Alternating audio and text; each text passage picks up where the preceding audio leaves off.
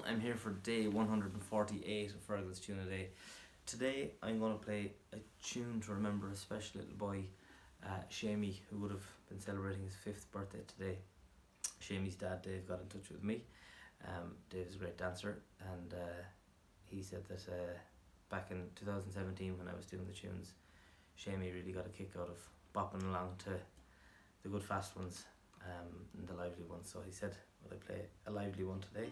And I will, and I'm sure Séimí will have the angels all bopping along with him with this one. This is Kiss the Maid Behind the Barrel.